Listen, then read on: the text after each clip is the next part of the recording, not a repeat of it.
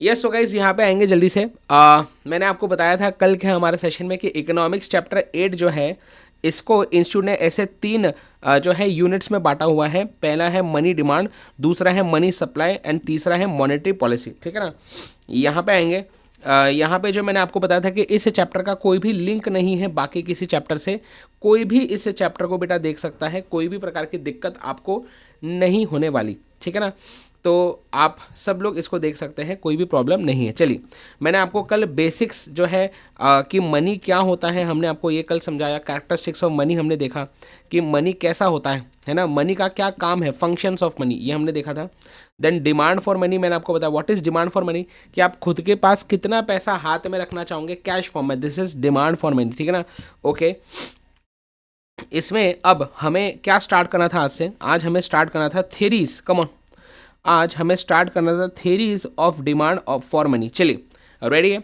तो हमें थेरीज से स्टार्ट करना है कि अब जो है ना हमारे दुनिया में अलग अलग इकोनॉमिस्ट है, सब ने अपना ज्ञान दिया है ना। उन्होंने बताया कि मनी डिमांड को कैसे कैलकुलेट कर सकते हैं। ठीक है ना, तो ऐसे हमें इस चीज़ के लिए हमें 6 थेरी पढ़नी है। ठीक है ना, चलिए ध्यान देंगे। सबसे पहली बात आती है आपकी यहाँ पे क्लासिकल अप्रोच, जिसे क्वांटिटी थ्योरी ऑफ मनी बोलते हैं। ये पहला थ्योरी हम पढ़ेंगे आज, है ना। देन कैम्ब्रिज अप्रोच, देन आता है Keynesian theory for demand for money. सबसे इंपॉर्टेंट ये है, ये वाला सबसे इंपॉर्टेंट है। ठीक है ना, ओके आगे बढ़े। नेक्स्ट है inventory approach to transaction balances. अगला है Friedman's restatement of quantity theory and छठवा है last demand for money as a behaviour towards risk. है ना, तो 6 थ्योरीज है, आसान है, कुछ नहीं है, हो जाएगा। ठीक है ना, चलिए आइए इधर पहली थ्योरी से स्टार्ट करेंगे। बोलते हैं क्लासिकल अप्रोच या क्वांटिटी थ्योरी ऑफ मनी। किसने दिया था ये थ्योरी? पहला सवाल आपको एमसीक्यू आएगा, पहला ये थ्योरी किसने दी थी, राइट? तो आंसर है क्या बताइए? Irving Fisher. तो याद इसको कर दो मार्क कि भाई अर्विंग फिशर भाई साहब ने ये थ्योरी दी थी। इन्होंने एक बुक लिखी थी the purchasing power of money, है ना। 1911 में ये बुक लिखी थी इन्होंने, और इस बुक के अंदर इन्होंने इस थ्योरी के बारे में बताया था। ठीक है, क्वांटिटी थ्योरी ऑफ मनी क्या बोलता है, सुनिए ध्यान से। इनका मानना है ऐसा कि भाई मनी डिमांड जो है वो कैसे निकलेगा। ठीक है ना, प्लीज़ ध्यान दीजिए। मनी डिमांड जो है गाइस वो कैसे निकलेगा, देखिए। बोलते देखो, as per quantity theory of money, money in circulation right and the price level are directly related to each other. ठीक है ना, तो इनका बोला था money in circulation and price level are what, are directly related to each other. मतलब क्या है? मतलब कि अगर हमारे देश में मनी इन सर्कुलेशन, मतलब जो टोटल पैसा घूम रहा है देश में, जो टोटल पैसा हमारे देश में अभी है लोगों के पास ऐसा, तो जो टोटल पैसा घूम रहा है देश में मनी इन सर्कुलेशन, अगर ये बढ़ेगा तो क्या होगा? अगर मनी इन सर्कुलेशन बढ़ेगा तो लोगों के पास ज़्यादा पैसा है, तो लोग ज़्यादा डिमांड करेंगे चीज़ों की। ज़्यादा डिमांड करेंगे तो धीरे धीरे एक पॉइंट के बाद एक्सेस डिमांड की वजह से क्या होगा? प्राइसेस जो है चीज़ों की बढ़ सकती है, तो प्राइस लेवल बढ़ सकता है। तो मनी इन सर्कुलेशन बढ़ता है तो प्राइस लेवल भी बढ़ता है। मतलब ये एक दूसरे के साथ क्या डायरेक्टली रिलेटेड है ना। प्राइस लेवल मतलब कि जनरली जो चीज़ों की प्राइसेस है वो ओवरऑल लेवल पे बढ़ती है, सर, है ना। ओके आगे बढ़े। तो बोलते हैं कि that is changes in a general level of commodity prices और changes in the value of purchasing power of money are determined first and foremost by changes in the quantity of money in circulation. क्या बोल रहे हैं कि अगर मुझे जानना है कि चीज़ों की जो प्राइसेस है उसमें कितना चेंज आने वाला है या कितना चेंज आएगा, तो इसके लिए मुझे सबसे पहले क्या देखना पड़ेगा कि हमारे देश में ओवरऑल कितना quantity of money in circulation है, कितना पैसा सर्कुलेट हो रहा है हमारे देश में। ठीक है, अब इसके लिए इन्होंने एक हमें इक्वेशन दिया हुआ है। किसने? अर्विंग फिशर भाई साहब ने। इन्होंने एक इक्वेशन दिया जिसका नाम है इक्वेशन ऑफ एक्सचेंज। ठीक है ना, इक्वेशन ऑफ एक्सचेंज या बेटा इसको आप बोल सकते हैं ट्रांजैक्शंस अप्रोच। ठीक है ना, तो इन्होंने एक इक्वेशन दिया है इक्वेशन ऑफ एक्सचेंज या ट्रांजैक्शन अप्रोच। ठीक है, इसमें इन्होंने क्या बोला है? M V is equal to P T. क्या है? M V is equal to P T. ये इन्होंने क्या बताइए, ये इन्होंने इक्वेशन दिया है ना। ये जब मैं पहली बार पढ़ा रहा था फाउंडेशन में तो एक बच्चे ने बोला सर, है ना, Monish Vora is equal to perfect teacher, है ना। अरे अरे अरे भाई साहब, है ना। चलो आइए वापस है। तो M V is equal to P T, इसका फुल फॉर्म क्या देखते हैं। चलिए, एम क्या है? एम है यहाँ पे total amount of money in circulation, कि टोटल कितना पैसा हमारे इकोनॉमी में सर्कुलेट हो रहा है, that is M. Okay, V क्या है? वी होता है आपका वेलोसिटी, है ना, transaction velocity of circulation, that is number of times money changes hands. That is number of times money changes hands. ये क्या है मैं आपको बताऊंगा, ठीक है। तो M into V is equal to what, is equal to P into T. P क्या है? P है आपका general price level, average price level, चीज़ों का एवरेज, सारी चीज़ों का प्राइस लेंगे, उसका एवरेज निकालेंगे, है ना, average price level. And then T क्या है? टी है आपका सॉरी, हाँ, टी क्या है यहाँ पे? Total number of transactions, total number of transactions. अब सुनिए मेरी बात, बोलते हैं कि देखिए, जितना पैसा, सुनो ध्यान से अभी, जितना पैसा सर्कुलेट हो रहा है इकोनॉमी में, तो मनी इन सर्कुलेशन है ना, जितना पैसा इकोनॉमी में सर्कुलेट हो रहा है, क्या इतना ही पैसा जो है खर्चा होने वाला है क्या? तो इसका आंसर है नहीं। क्यों? अब इस बात को समझो। देखो, फॉर एग्जाम्पल आरबीआई ने बेटा क्या किया, आरबीआई ने जो है ना 100 रुपए की नोट बनाई, आरबीआई ने एक 100 रुपए की नोट बनाई और उसको इकोनॉमी में क्या इशू किया, ठीक है। तो अब समझो ये जो है ना, ये जो 100 रुपए जो है, ये समझो बेटा मिले मिस्टर ए को। किसको मिले?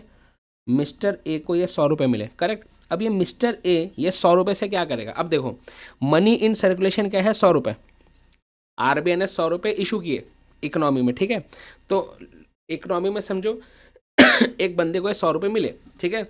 मिले मतलब कैसे? समझो उसको सैलरी के थ्रू मिले, उसको कोई इनकम के थ्रू मिले, ऐसा है ना। मिले मतलब आरबीआई ऐसा हवा में नहीं फेंक रहा छोले भटूरे, हाँ। तो इसको इशू किया मतलब, है ना। तो ये पैसा कहीं बैंक में गया, बैंक से फिर मिस्टर ए को मिला, समझो इनकम के थ्रू या सैलरी के थ्रू, ऐसा, ठीक है। तो ये 100 रुपये इशू किए, मनी इन सर्कुलेशन 100 रुपये, किसको मिला? मिस्टर ए को, ठीक है। तो मिस्टर ए के हाथ में 100 रुपये आए। अब मिस्टर ए क्या करेगा? मिस्टर ए जो है ये 100 रुपयों को यूज़ करेगा अपने लिए, करेक्ट। समझो मिस्टर ए ने ये 100 रुपये यूज़ किया और किसको दिए? ये 100 रुपये इन्होंने दिए मिस्टर बी को। क्यों दिया मिस्टर बी को इसने 100 रुपये? क्यों दिया मिस्टर बी को इसने 100 रुपये? क्यों दिया मुझे बताओ जल्दी। इसने मिस्टर बी को 100 रुपये क्यों दिए? क्योंकि इसको इसके बदले कुछ गुड्स या सर्विस खरीदनी थी। तो मिस्टर ए ने कुछ गुड्स या सर्विस खरीदे अपनी इच्छा की, उसके बदले 100 रुपये किसको दिए? अभी ये दिए अभी मिस्टर बी को। अब मिस्टर बी के पास 100 रुपये आ गए। अब ये मिस्टर बी क्या करेगा? मिस्टर बी क्या करेगा मुझे बताइए। ये भी ये 100 रुपये यूज़ करेगा, करेक्ट। ये भी ये 100 रुपये यूज़ करेगा, है ना। और मिस्टर सी को देगा 100 रुपये। क्यों दिया इसने मिस्टर सी को 100 रुपये? क्योंकि इसके बदले भी इसको कुछ गुड सर्विसेज मिलेंगे, मतलब ये कोई गुड सर्विस खरीदने के लिए ये पैसों को यूज़ करेगा, ऐसा।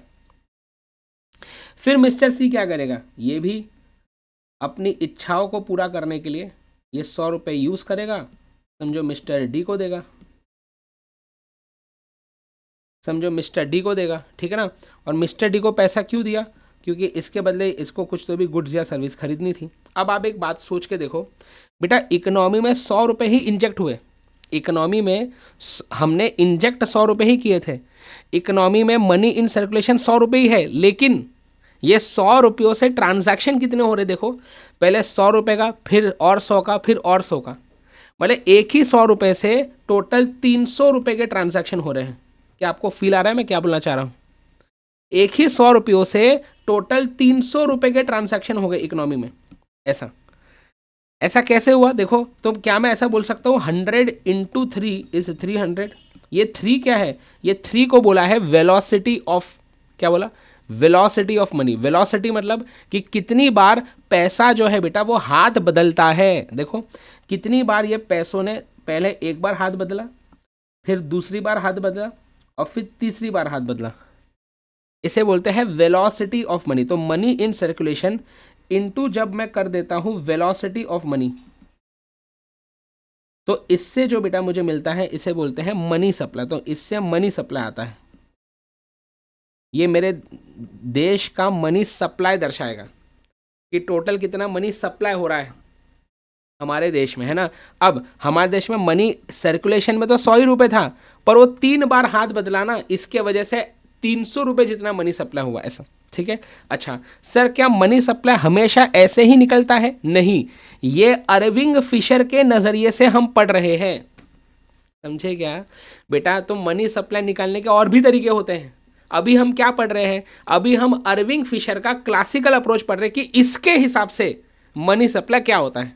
तो अगर आपको इसके अजम्पशन सही लगते हैं, है ना, तो आप इस चीज़ को यूज़ कर सकते हैं रियल लाइफ में। आपको लगता नहीं सर हमें ये अजम्पशंस नहीं लेने, हमें कोई और तरीके से करना है, तो कोई और तरीके से करो। हम यूनिट 2 में देखेंगे और तरीके मनी सप्लाई निकालने के। करेक्ट। इन्होंने क्या बोला, मनी सप्लाई क्या है, बोलते हैं एम इंटू वी, बोलते हैं M V is the total supply of money in the economy. Correct. आगे बढ़े नेक्स्ट। तो ये हो गया मनी सप्लाई, ठीक है। आगे बढ़ेंगे, अभी अगली बात करेंगे, ठीक है ना। अब अगली बात क्या है बताओ, अगली बात है P इंटू टी। अगली बात क्या है बताओ, अगली बात है P इंटू टी, ठीक है ना। तो इन्होंने क्या बोला, अरविंद फिशर ने, कि एम इंटू वी करोगे ना, so that will be equal to P into T. अब P क्या है, P है आपका average price level, and T क्या है आपका, टोटल नंबर ऑफ ट्रांजैक्शंस। तो हमारे देश में जितने भी ट्रांजैक्शंस होते हैं वो नंबर ऑफ ट्रांजैक्शंस लीजिए, इसको मल्टीप्लाई कर दीजिए उसके एवरेज प्राइस लेवल से। तो ये दर्शाएगा कि लोगों ने पैसा हाथ में रखा क्यों था। हम हाथ में पैसा क्यों रख रहे हैं, ट्रांजैक्शन करने के लिए। ऐसा अरविंद फिशर भाई साहब बोलते हैं। हम पैसा हाथ में क्यों रखते हैं, हम मनी डिमांड क्यों करते हैं, बोले ट्रांजैक्शन करने के लिए। तो जितने भी नंबर ऑफ ट्रांजैक्शंस टोटल हमारे देश में हुए, इसको मल्टीप्लाई करो एवरेज प्राइस लेवल से। देखो अलग अलग ट्रांजैक्शन तो अलग अलग प्राइस पे होगा। समझो मैंने चश्मा जो है अलग से खरीदा, राइट, समझो इस चश्मा जो है समझो 2000 का अलग से है, समझो मोबाइल फ़ोन जो है 5000 का अलग से है। तो अलग अलग ट्रांजैक्शंस का प्राइस लेवल तो अलग अलग होगा ना, सबके प्राइसेस अलग होंगे, इसलिए एवरेज लेना है यहाँ पे, कि टोटल नंबर ऑफ ट्रांजैक्शंस ले लो और एवरेज प्राइस लेवल से इसको मल्टीप्लाई कर दो। इससे क्या पता चलेगा कि जो पैसा लोगों के पास है वो खर्चा कैसे हुआ है। समझ में आ रही बात है। तो हमने खर्चा करने के लिए पैसा हमारे पास कितना था, ऐसा ये बताता है आपके मनी डिमांड को, ये दर्शाता है आपके मनी डिमांड को। ये किसने बोला मुझे बताइए, कौन, ये किसने बोला, ये बोला अरविंद फिशर भाई साहब ने। खत्म, इतना ही है। वेलोसिटी ऑफ मनी क्या था बताइए, वेलोसिटी ऑफ मनी क्या था, कि कितनी बार पैसा हाथ बदलता है, लिख दो आप हिंदी में, कितनी बार पैसा हाथ बदलता है, this is velocity of money. ठीक है, तो सिंपल पॉइंट ये है M V into P T, खत्म, यही है। ठीक है, अब इसमें सवाल क्या आएगा पता है आपको, एक तो ये बेसिक आपको पूछेंगे इक्वेशन बता दो, और एक सवाल कैसे आता है देखो। हाँ, अब आपको हंसी आएंगी। वो क्या करेगा इंस्टीट्यूट, आपको जो है ना बेटा एम की वैल्यू दे देगा। समझो उसने बोला, उसमें देखो, हाँ इसमें एमसीयू कैसा आएगा आपको देखो, आपको बोलेगा समझो मनी इन सर्कुलेशन है, समझो मनी इन सर्कुलेशन है, समझिए आप 250 करोड़, वेलोसिटी है 4, ठीक है। आपका क्या बताएं, नंबर ऑफ ट्रांजैक्शंस जो है, नंबर ऑफ ट्रांजैक्शंस वो है समझो 300 करोड़, राइट। तो आपको बोलेगा कैलकुलेट एवरेज प्राइस लेवल। ऐसे चिल्टू सवाल आएंगे, तो क्या करेंगे, क्या करेंगे भाई बताओ, सोल्यूशन कैसे करें कैसे कर उसका सोल्यूशन में, M V is equal to P T, ठीक है ना। तो एम वी क्या है ना, एम वी क्या है प्लीज ध्यान दीजिए, एम वी क्या है प्लीज ध्यान दीजिए, एम वी क्या है, बोलते हैं 250 crore into 4 is equal to P मुझे पता नहीं इंटू 300 करोड़। बताइए पी का वैल्यू क्या आएगा, यस कम ऑन, पी का वैल्यू क्या आएगा, तो 1000 डिवाइड बाय 300 करिए, 1000 डिवाइड बाय 300 क्या आ रहा है 3.33, तो एवरेज प्राइस लेवल हो जाएगा 3.33, बस खत्म। ऐसा आपको सवाल आएगा इसमें, क्या कुछ भी दम है क्या इसमें। तो मुझे बताइए अरविंद फिशर भाई साहब ने क्या बोला, इनका ऐसा मानना था कि मनी डिमांड कैसे कैलकुलेट होता है, ऐसे P इंटू टी, और मनी डिमांड की जो वैल्यू है ना वो हमेशा मनी सप्लाई के वैल्यू से इक्वल होती है, ऐसा इनका मानना था। जो भी पैसा इकोनॉमी में सप्लाई होता है वो पूरा का पूरा पैसा हम ट्रांजैक्शंस के लिए ही यूज़ करते हैं, ऐसा अरविंद फिशर का मानना था। इसलिए इनके थ्योरी को हम ट्रांजैक्शन अप्रोच भी बोलते हैं। अरविंग फिशर का मानना था कि लोग हाथ में पैसा क्यों रखेंगे, लोग मनी डिमांड क्यों करते हैं, ट्रांजैक्शंस करने के लिए, बस। ट्रांजैक्शन मतलब चीज़ें खरीदने के लिए, है ना, तो हमें जो चीज़ें खरीदनी है उसके लिए हमें पैसा चाहिए, बस। इसलिए हमें मनी, पैसा हमें चाहिए होता है, इसलिए हम मनी डिमांड करते हैं, बस खत्म। ठीक है, तो ये किससे बोला, अरविंग फिशर भाई साहब ने। बट अब इनको क्या, इनको ना बाद में ऐसा हुआ कि यार नहीं, ये तो हमसे गलत हो गया। इन्होंने बोला यार देखो, अगर हमें ट्रांजैक्शन करना है, अगर हमें ट्रांजैक्शंस करने हैं, समझो, ठीक है, तो ज़रूरी है कि जो पैसा सर्कुलेट हो रहा है इकोनॉमी में ओवरऑल, सिर्फ वही यूज़ करें। मतलब कि जो पैसा बैंक में, समझो, हमें बैंक से भी तो हम अलग से लोन लेके पैसा खर्चा कर सकते हैं। समझ में आ रही बात है? जैसे आरबीआई ने जो पैसा इंजेक्ट किया हो तो ठीक है, पर क्या हम अलग से बैंक से भी पैसा क्या लोन वगैरह पे ले सकते हैं क्या? मतलब ये ऐसा पैसा है जो हमारा है नहीं, वैसे हम बैंक से उधारी पे ले रहे हैं, क्या मैं बैंक से उधारी पे पैसा लेके क्या उससे भी कुछ खर्चा कर सकता हूँ? बिल्कुल कर सकते हैं। आजकल तो लोग, क्या बताइए, आजकल तो लोग यही कर रहे हैं, मोबाइल फ़ोन हैं, क्या बताऊँ, मोबाइल फ़ोन, लैपटॉप, कैमरा, ये सब चीज़ें क्या बताओ ईएमआई पे ले लो। सब चीज़ें ईएमआई पे लेते जा रहे हैं, लेते जा रहे हैं। तो ईएमआई पे लेने का मतलब क्या है, आपने लोन लिया, मतलब फाइनेंशियल इंस्टीट्यूशन बैंक से, और आपने लोन लेके चीज़ें खरीदी है। अच्छा, समझ में आ रही बात है? तो इसको क्या बोलते हैं, बैंक क्रेडिट। क्या बोला मैंने, इसको बोलते हैं बैंक क्रेडिट, है ना। तो मुझे जल्दी से आप बताएंगे यार, कम ऑन गाइस, आप मुझे जल्दी से जवाब देंगे। तो क्या बैंक क्रेडिट, समझे, बैंक क्रेडिट मतलब बैंक लोन, ठीक है ना।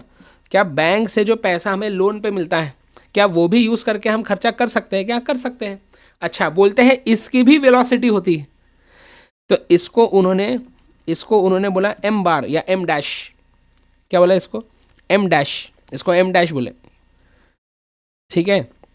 बैंक क्रेडिट को आप क्या मानो, एम डैश, ठीक है।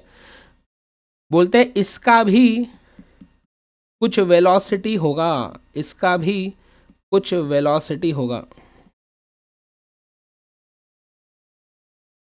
मतलब इसको बोला वी डैश। मतलब कि समझो बेटा, यहाँ पे अब मिस्टर एम ने क्या किया, इन्होंने बैंक से लोन लिया, समझो 200 रुपये का। ये पैसा क्यों चाहिए था इनको लोन पे, क्योंकि इनको मिस्टर एन से कुछ गुड्स या सर्विस खरीदना था। तो ये 200 रुपये किसके पास आ गए, मिस्टर एन के पास आ गए, समझा। वैसे ही फिर मिस्टर एन ने यही 200 रुपये यूज़ किया और अपनी इच्छा पूरी करने के लिए कुछ गुड सर्विस खरीदे मिस्टर ओ से, है ना। और ये 200 रुपये यहाँ पे खर्चा हो गए। अच्छा, अब यहाँ पे ना बेटा, वो सेविंग्स वगैरह को मत घुसाना, सर हम पूरा थोड़ी ना पैसा खर्चा करेंगे, कुछ सेविंग्स भी करेंगे। बेटा ये सब जो मैं पढ़ा रहा हूँ ना, ये अरविंग फिशर के असम्पशंस के हिसाब से आपको बता रहा हूँ कि उन्होंने ऐसा बोला है, ठीक है ना। ओके, वैसे फिर मिस्टर ओ क्या करेगा, ये मिस्टर पी को 200 रुपये देंगे, मिस्टर पी से कुछ खरीदेगा, गुड सर्विस, ऐसा। तो समझ में आ रहा है? तो क्या हमारे क्रेडिट मनी का भी वेलोसिटी हो सकता है? हाँ। तो ये भी क्या बताइए, ये भी हमारे ओवरऑल देश के मनी सप्लाई में कंट्रीब्यूट करता है। मतलब अरविंद फिशर भाई साहब ने बोला कि यार मैंने ना आपको पहले ये फॉर्मूला दिया तो सही, लेकिन सॉरी मेरे से ना गलती हो गई, मैंने ये चीज़ भूल गया, बैंक क्रेडिट। ये तो वो पैसा था जो आरबीआई मनी सर्कुलेशन किया, वो पैसा जो आरबीआई ने छापा और इकोनॉमी में इंजेक्ट किया। लेकिन बैंक भी तो अलग से लोन दे सकता है पैसा, समझ में आ रही बात है? बैंक बेटा जो पैसा लोन पे देता है वो क्या है, वो तो और एडिशनल है ना। आरबीआई ने जो पैसा छापा वो अलग, बैंक जो अलग से पैसा और लोन पे दे रहा है वो और अलग से जनरेट हो रहा है। बैंक जो है करेंसी नोट जनरेट नहीं कर रहा। आप इस बात को समझो, देखो मैं समझा रहा हूँ आपको, समझे, दिमाग लगाओ। मैं क्या बोल रहा हूँ, आरबीआई ने बेटा 100 रुपये पहले क्या किए, छापे, ठीक है। 100 रुपये ये मिले किसको, समझो, 100 रुपये बेटा मिले मिस्टर ए को, ठीक है। मिस्टर ए ने क्या किया, ये पैसा समझो बैंक में डाला, राइट। मिस्टर ए ने बैंक में डाला 100 रुपये, तो बैंक में अपनी एफडी बना ली, अब बैंक वाला क्या कर रहा है, ये 100 रुपये किसी और को देगा लोन पे, मतलब ये तो एडिशनल 100 रुपये जनरेट हो गए ना। तो बैंक जब लोन देता है ना, इससे भी और एडिशनल पैसा जनरेट होता है इकोनॉमी में। सोचो, ये जो 100 रुपये मिस्टर ए के नाम से भी 100 रुपये है अभी बैंक के अंदर, और इस बंदे के पास भी अलग से 100 रुपये आ गए। तो भाई हमारे देश में जो मनी सप्लाई है उसमें बैंक भी कंट्रीब्यूट करता है लोन्स बांट के, समझे। तो पॉइंट ये है, चलिए वापस आइए, पॉइंट ये है कि अरविंद फिशर भाई साहब ने बोला कि भाई देखो, money supply actually M V नहीं है, सिर्फ मनी सप्लाई है M V plus M dash V dash, ये है आपका मनी सप्लाई टोटल। ये क्या है, जो मनी इन सर्कुलेशन है इनटू उसका वेलोसिटी, ये है बैंक क्रेडिट इनटू उसका velocity, this will be equal to the money demand P into T, ये मनी डिमांड से इक्वल होगा ऐसा। तो मनी सप्लाई में हमें बैंक क्रेडिट का भी जो वेलोसिटी है वो भी कंसिडर करना चाहिए, ऐसा बोला जा रहा है। तो ये है आपका मनी सप्लाई। तो इन्होंने अपने फॉर्मूला को रिवाइज किया है ना, तो बस बेसिक चीज़ है, आपको ये याद रखना है और कुछ नहीं, है ना। तो मुझे बताइए, अरविंद फिशर भाई साहब ने पहले कौन सा दिया formula, M V equal to P T, फिर बाद में क्या किया, देन बाद में उन्होंने एक्सटेंड किया अपने इक्वेशन को, he extended the equation of exchange to include the, please ध्यान दीजिए, to include the demand, the demand deposits and their velocity, है ना। तो एम डैश क्या है, the total quantity of credit money, समझे, क्रेडिट मनी मतलब क्या, बैंक लोन्स, और वी डैश क्या है, velocity of circulation of credit money. तो उन्होंने फिर अपने फॉर्मूला को एक्सपांड किया और बोला ऐसा, ठीक है ना, राइट। अब आगे बढ़े, यहाँ पे इन्होंने कुछ अजम्पशंस लिए, वो उतना इंपॉर्टेंट नहीं, ध्यान दीजिए। बोलते हैं assuming full employment prevails, full employment prevail, ये अज्यूम किया कि हमारे देश में कोई भी प्रकार की बेरोजगारी नहीं है, हर व्यक्ति कुछ ना कुछ पैसा कमाता है और सारे रिसोर्सेस पूरी तरीक़ा से यूटिलाइज हो रहे हैं। हमारे देश में number of transactions, velocity money की और क्रेडिट मनी की, ये कांस्टेंट रहेगी, इसमें चेंजेस नहीं होंगे, है ना। मतलब कि वो क्या बोलना चाह रहा है, वो बोल रहा है भाई देखो, ये वी और टी इसमें चेंज नहीं होगा, मनी इन सर्कुलेशन और प्राइस लेवल में चेंजेस हो सकते हैं, और वो दोनों डायरेक्टली रिलेटेड है। बस आगे बढ़े, फाइनली बताइए लास्ट इसका कंक्लूजन क्या है, ध्यान दीजिए, इसका कंक्लूजन क्या है। कंक्लूजन ये है कि as per quantity theory of money, people would hold money in a quantity proportional to the total transactions irrespective of the interest rates। Irving Fisher भाई साहब ने बोला कि भाई देखो, लोग जो है वो पैसा डिमांड क्यों करते हैं, ट्रांजैक्शंस करने के लिए, ख़त्म। तो अगर हमें ज़्यादा ट्रांजैक्शंस करने होंगे ना, तो हम ज़्यादा पैसा हाथ में होल्ड करके रखेंगे, irrespective of the interest rate, मतलब कि मार्केट में हम इंटरेस्ट रेट क्या चल रहा है, हमें बॉन्ड्स पे, बैंक के फिक्स डिपॉजिट पे क्या इंटरेस्ट रेट मिलेगा, उससे हमें लेना देना नहीं। अरविंद फिशर का ऐसा मानना था कि हमें इंटरेस्ट रेट्स क्या चल रहे हैं, जैसे मैंने आपको पहले बताया था ना, याद करो कि इंटरेस्ट रेट्स के साथ इनवर्स रिलेशनशिप होता है मनी डिमांड का, वैसे इंटरेस्ट रेट का इनवर्स रिलेशन है मनी डिमांड के साथ। लेकिन अरविंद फिशर क्या बोलता कि मनी डिमांड इंटरेस्ट रेट के साथ रिलेटेड है ही नहीं, इसका ऐसा मानना है। अरविंद फिशर का मानना है कि लोग पैसा क्यों डिमांड करते हैं, सिर्फ और सिर्फ ट्रांजैक्शंस के लिए, खत्म। तो ध्यान दीजिए, बोलते हैं more the transactions more the demand for money, ठीक है। चलो एक और मैं अब ना आपको थोड़ा सा एक और कंटेक्स्ट आपको देने की कोशिश करता हूं, सुनिए मेरी बात ध्यान से। मैं एक और चीज़ आपको बताता हूं, इससे आपको और थोड़ा बेटर और अंडरस्टैंडिंग आएगी, ठीक है ना। चलिए मैं एक और चीज़ आपको बताता हूँ, देखो आप इस बात को समझो, हम क्या पढ़ रहे हैं, हम मनी डिमांड की थ्योरीज पढ़ रहे हैं, है ना, कि मनी डिमांड कैसे कैलकुलेट होता है, राइट। इसमें अलग अलग इकोनॉमिस्ट ने आके अपना अलग अलग ज्ञान दिया, करेक्ट। अरविंद फिशर भाई साहब ने क्या बोला कि भैया, अरविंद फिशर भाई साहब का मानना था उनके क्वांटिटी थ्योरी ऑफ मनी में कि भाई लोग पैसा इसलिए डिमांड करते हैं, इनका मानना था कि लोग पैसा डिमांड क्यों करते हैं, सिर्फ और सिर्फ ट्रांजैक्शन करने के लिए, समझा। इनका मानना था कि मनी डिमांड सिर्फ और सिर्फ क्या बताइए, ट्रांजैक्शन मोटिव, मतलब ट्रांजैक्शन के उद्देश्य से ट्रांजैक्शन करने के उद्देश्य से ही लोग पैसा अपने पास रखते हैं, ऐसा अर्विंग फिशर ने बोला। फिर जो नेक्स्ट थ्योरी हम अभी पढ़ने वाले हैं, that is Cambridge approach. That is what? That is Cambridge approach.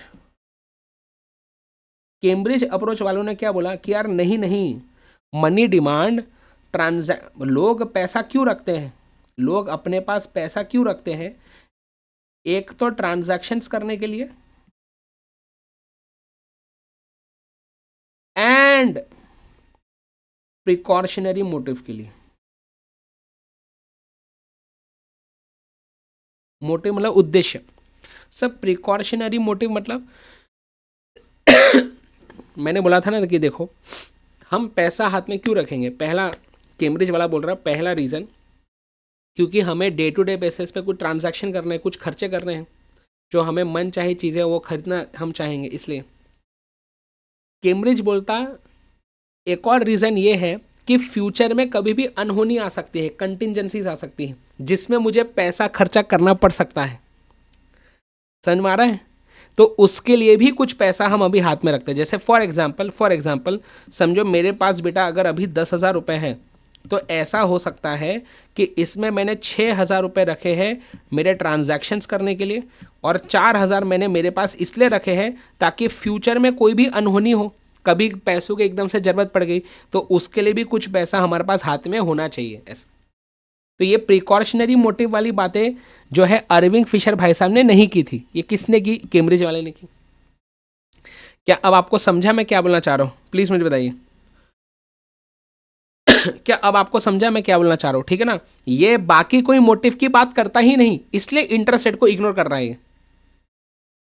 Similarly Cambridge वाला भी ये इंटरेस्ट रेट्स की कोई बातें नहीं कर रहा है, ये भी इग्नोर करता है इंटरेस्ट रेट्स को।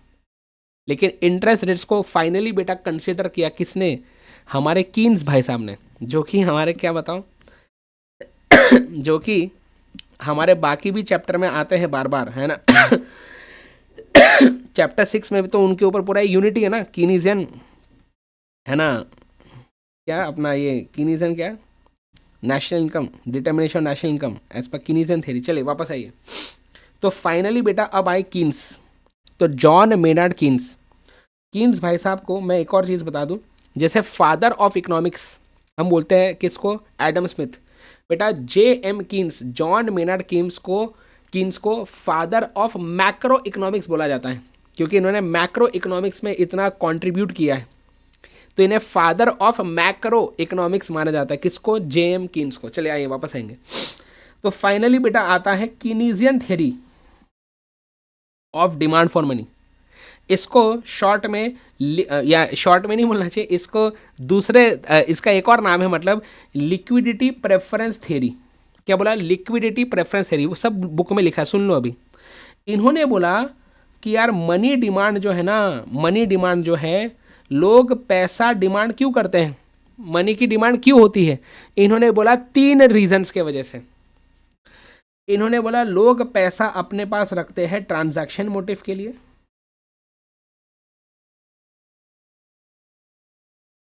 इन्होंने बोला लोग अपने पास पैसा रखते हैं प्रिकॉशनरी मोटिव के लिए,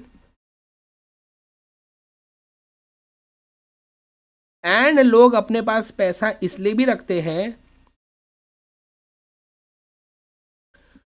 स्पेक्यूलेटिव मोटिव के लिए। ओ हो, समझे? तो फिर से देखिए, अब इस बात को समझो। ये सबसे पुरानी थ्योरी है, उसके बाद ये आया, उसके बाद ये आया। जनरली ऐसे ही होता है ना। क्या होता है बेटा, जैसे आपके साथ भी बचपन में ना हमारा दिमाग ज़्यादा चलता नहीं, तो हमें बहुत सी चीज़ों के बारे में नहीं पता होता, हम बहुत सी चीज़ों के बारे में सोच नहीं पाते, राइट? जैसे जैसे हम बड़े होते हैं तो हमें और चीज़ों के बारे में पता चलता है। बस वैसे ही हमारे दुनिया में भी मनी डिमांड के बारे में जब थ्योरीज लोग अपना ज्ञान दे रहे थे, तो सबसे पहले अर्विंग फिशर ने बोला लोगों को पैसा क्यों चाहिए? बोला खर्चा करने के लिए, बात खत्म। कैम्ब्रिज वाले बोलते हैं अरे नहीं ढोकले, खर्चा तो करना ही है, कुछ ना कुछ प्रिकॉशनरी मोटिव भी है। क्यों? अरे भैया फ्यूचर में कोई भी अनहोनी हो सकती है, कंटिजेंसी हो सकती है, तो यार मुझे उसमें पैसा लग सकता है। कीन्स ने आके बोला ओ ढोकलो छोले भटूरो, अरे भैया ये दोनों चीज़ के लिए तो पैसा लगेगा ही, स्पेक्युलेटिव मोटिव के लिए भी पैसा लोग अपने पास रखते हैं। स्पेक्युलेटिव मोटिव का मतलब क्या है, बोलते हैं कि देखो समझो अगर बेटा मेरे किसी व्यक्ति के पास 10,000 रुपये है ना, तो ऐसा हो सकता है, सुनो ध्यान से, कि उसने 6,000 रुपये रखे हैं ट्रांजैक्शन मोटिव के लिए, उसने जो है 2,500 रुपये रखे हैं प्रिकॉशनरी मोटिव के लिए, और उसने 1,500 रुपये रखे हैं स्पेक्युलेटिव मोटिव के लिए। आई हाँ, ये 1,500 रुपये क्यों रखे स्पेक्युलेटिव मोटिव के लिए? सर ये दोनों तो हो गया, ये क्यों रखा है अलग से? ये पैसा रखा है ताकि जब भी हमें मार्केट में कोई इन्वेस्टमेंट अपॉर्चुनिटी मिले तो हमारे पास पैसा होना चाहिए ना उसमें इन्वेस्ट करने का, कि तुरंत पैसा इन्वेस्ट करेंगे कुछ रिटर्न कमा के निकल लेंगे।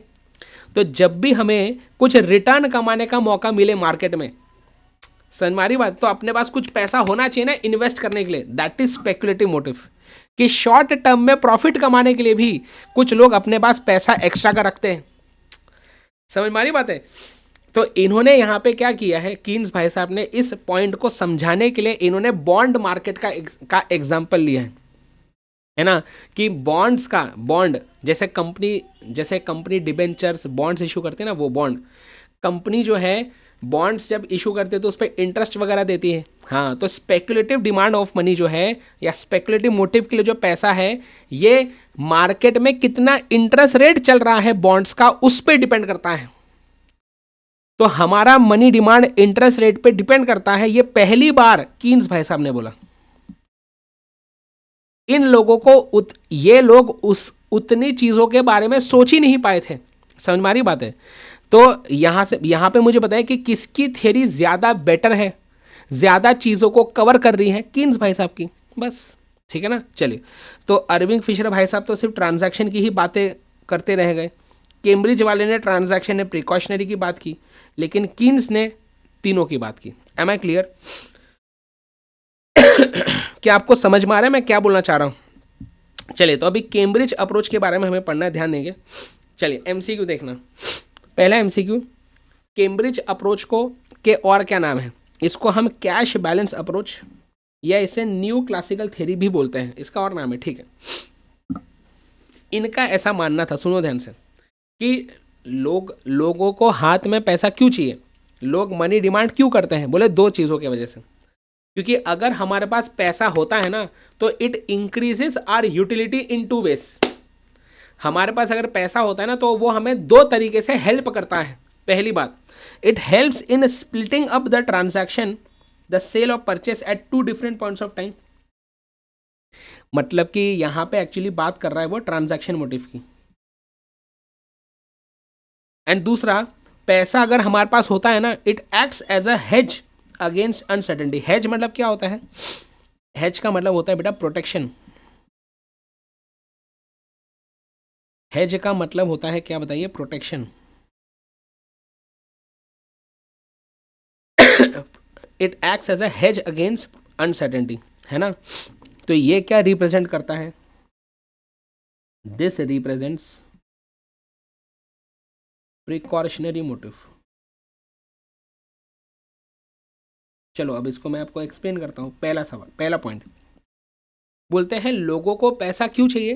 क्योंकि पैसा हमारी यूटिलिटी बढ़ाता है, हमें हेल्प करता है दो तरीके से। पहला तरीका कि पैसा जो है वो किसी ट्रांजैक्शन, किसी सेल परचेस के ट्रांजैक्शन को दो पॉइंट पे स्प्लिट कर देता है, बांट देता है। मतलब जैसे याद करो, मैंने आपको क्या सिखाया था पहले? मैंने बोला था एकदम पहले के ज़माने में क्या होता था? Barter exchange. याद है? एकदम पहले के ज़माने में बार्टर एक्सचेंज होता था। मैंने बोला था कि यहाँ पे क्या है ना, मिस्टर एक्स, उसको जो बाय करना है उसको बाय करना है राइस, और उसको सेल करना है क्या बताइए? क्लोथ्स। तो उसको अब एग्जैक्टली ऐसा कोई बंदा ढूंढना पड़ेगा जो राइस को बेचने को तैयार है और कपड़े खरीदने को तैयार है। मतलब कि पहले के ज़माने में क्या होता था बेटा, कि हमारा परचेस का ट्रांजैक्शन और सेल का ट्रांजैक्शन दोनों एक ही समय पे होना चाहिए था, तभी ट्रांजैक्शन हो सकता था। मिस्टर एक्स को जो चाहिए, मिस्टर एक्स को जो चाहिए और जो बेचना है, ये दोनों चीज एक ही ट्रांजैक्शन में होनी चाहिए तो ट्रांजैक्शन हो पाएगा। इसको एग्जैक्टली ऐसा कोई बंदा ढूंढना पड़ेगा।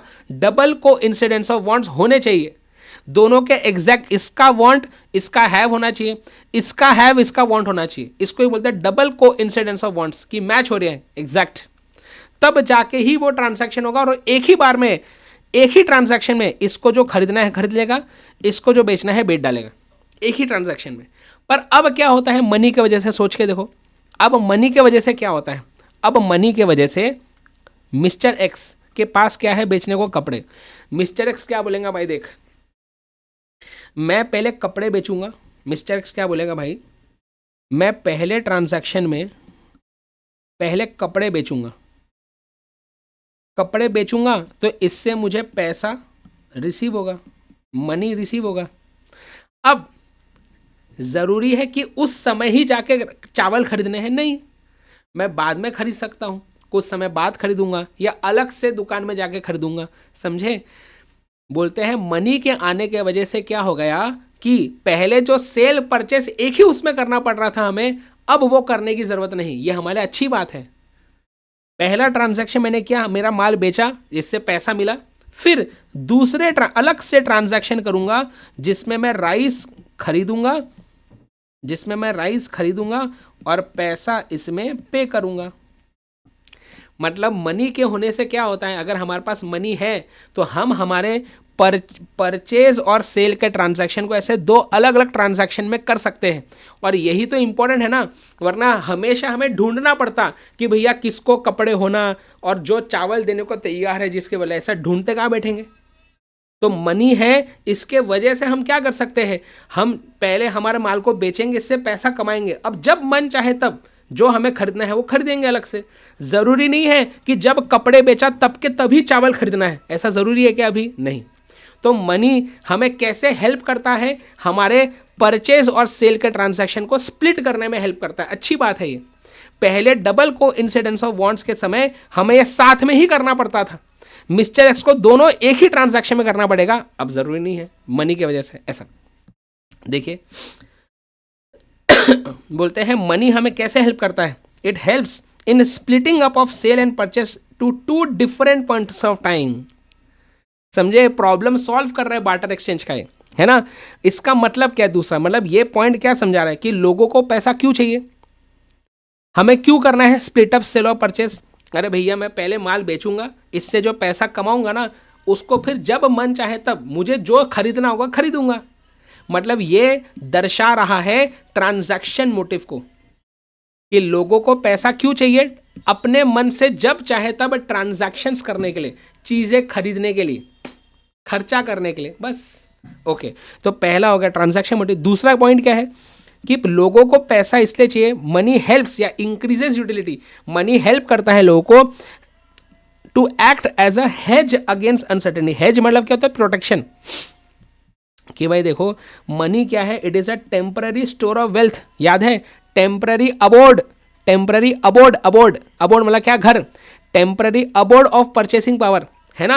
आज अगर मेरे पास 500 रुपए है, ये 500 रुपए क्या बताओ, आज अगर मेरे पास 500 रुपए है, ये 500 रुपए क्या बताइए, मैं इसको अगर मेरे पास ही रखूं तो 2 महीने बाद भी वो 500 रुपए का वैल्यू 500 रुपये ही रहेगा। 2 महीने बाद भी वो 500 रुपये को मैं यूज करके कोई 500 रुपये की चीज खरीद सकता हूँ, करेक्ट, क्योंकि उसमें वैल्यू स्टोर्ड रहती है। तो हम मनी को, कुछ पैसा हमारे पास इसलिए भी रखते हैं ताकि फ्यूचर में जब कोई अनहोनी होगी, कोई कंटिजेंट इवेंट होगा, तो उसमें हम उसे खर्चा कर सके। Am I clear? बताए, कम ऑन जल्दी। यस बोलते देखो मनी दो तरीके से हेल्प करता है, ट्रांजैक्शन मोटिव, प्रिकॉशनरी मोटिव। लेकिन ये लोग क्या भूल गए, कैम्ब्रिज वालों ने क्या बात नहीं की, इन्होंने स्पेक्युलेटिव मोटिव की बातें नहीं की, जो कीन्स आगे जाके करने वाला है। Am I clear? चलिए, एम आई क्लियर?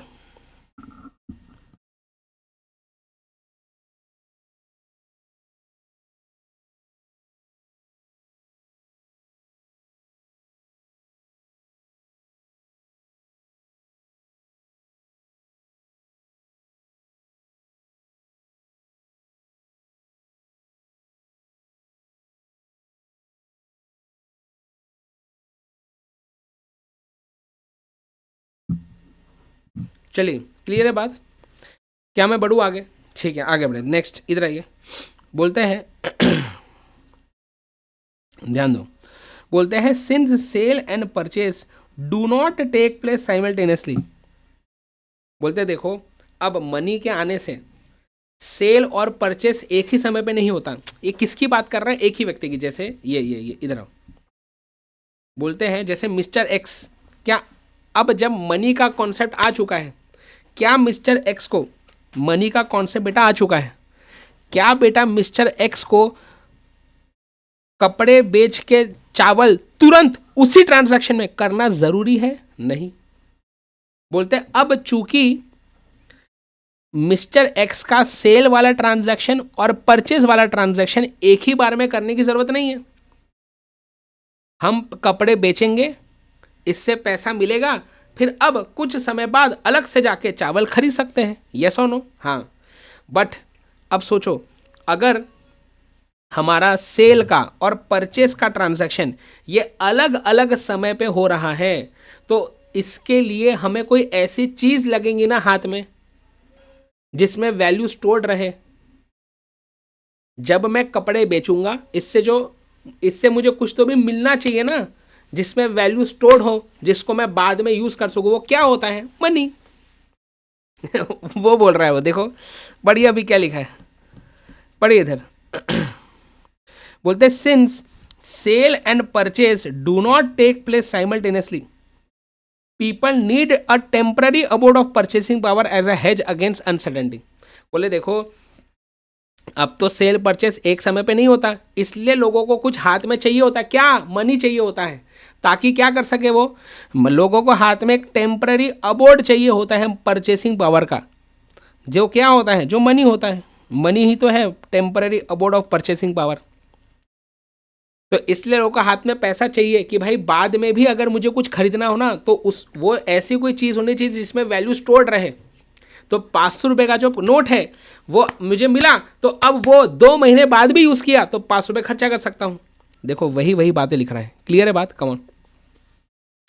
सिंपल भाषा में कैम्ब्रिज वाले ने क्या बोला भाई? पैसा क्यों होना? Transaction and precautionary. बस आगे बढ़े, चलिए नेक्स्ट। बोलते हैं अब कैम्ब्रिज अप्रोच के हिसाब से कितना पैसा डिमांड करेंगे, है ना? अच्छा, आपके बुक में ने बेटा इसमें और एडिशनल चीज़ें को लिखी हो, काम के नहीं, जितना चार्ट बुक में बोला उतना काम का है। कैम्ब्रिज अप्रोच जो है ना बेटा, जैसे नहीं क्या ऑक्सफोर्ड यूनिवर्सिटी सुना आपने? ऑक्सफोर्ड यूनिवर्सिटी, हार्वर्ड यूनिवर्सिटी, वैसे क्या, वैसे कैम्ब्रिज यूनिवर्सिटी। तो कैम्ब्रिज यूनिवर्सिटी के कुछ इकोनॉमिस्ट थे एक्चुअली, इन लोगों ने बेटा ये कैम्ब्रिज अप्रोच बताया था, ठीक है ना? पर उतना डिटेल में नहीं जाना है, जो यहाँ पे बता रहा हूँ ये मोर देन सफिशिएंट। चलिए वापस आइए। तो बोलते हैं कि कितना मनी डिमांड करेंगे कैम्ब्रिज अप्रोच के हिसाब से। सुनिए, बोलते हैं इनका ऐसा मानना था कि money demand depends partly on income and partly on wealth and interest rates, ठीक है ना? राइट? बोलते देखो, बोलते हैं partly on wealth and interest rates, ठीक है ना? वैसे अभी इसके बारे में पर इन्होंने कोई भी चर्चा की नहीं है, बस एक लाइन ऐसे लिखी है। अब ध्यान दीजिए, इन्होंने स्पेसिफिकली बोला क्या? देखो, higher the income greater the transactions greater the demand of money demand. तो इनका एक्चुअल में क्या बोलना था? मेन चीज क्या बोलना था इनका मेन चीज बोलना ये था कि मनी डिमांड इनकम पे डिपेंड करेगा। जो व्यक्ति बेटा ज्यादा अमीर है तो वो ज्यादा ट्रांजैक्शन करना चाहेगा, तो उसको हाथ में भी क्या बताइए, उसको हाथ में भी ज्यादा पैसा लगेगा। Am I clear? ऐसा बोल रहे हैं ये लोग भी, ठीक है? बोलते हैं demand for money was determined by the need to conduct transactions which will have a positive relationship to the value of aggregate expenditure, ठीक है? तो इन्होंने एक अपना इक्वेशन दिया, जैसे इसने इक्वेशन दिया ना ये वाला, किसने? अर्विंग ने। वैसे कैम्ब्रिज वाले ने ये इक्वेशन दिया, क्या है? Money demand is K into P into Y. क्या है ये? देखो, बोलते हैं मनी डिमांड इज द, यहाँ पे एम डी क्या है? मनी डिमांड, ठीक है? यहाँ पे ये पी क्या है? पी, ये पी है बेटा आपका average price level of the currently produce goods and services. ये वाई क्या है? वाई, ये वाई रियल नेशनल इनकम लिखा है, एक्चुअली वो नहीं है। ये वाई जो है ना बेटा आपका total quantity produced, total quantity produced in the economy, ये है। अब आप सोचो, ध्यान से सुनिए मैं क्या बोल रहा हूँ। हमारे देश में,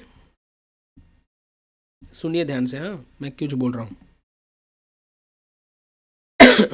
मैं कुछ समझाना चाह रहा हूँ आपको, ठीक है। हमारे देश में कितने गुड सर्विसेज बन रहे हैं, quantity of good services produced, ये एक्चुअली वहाँ पे वाई है, ठीक है ना, कि कितनी क्वांटिटी बनी गुड सर्विसेज की।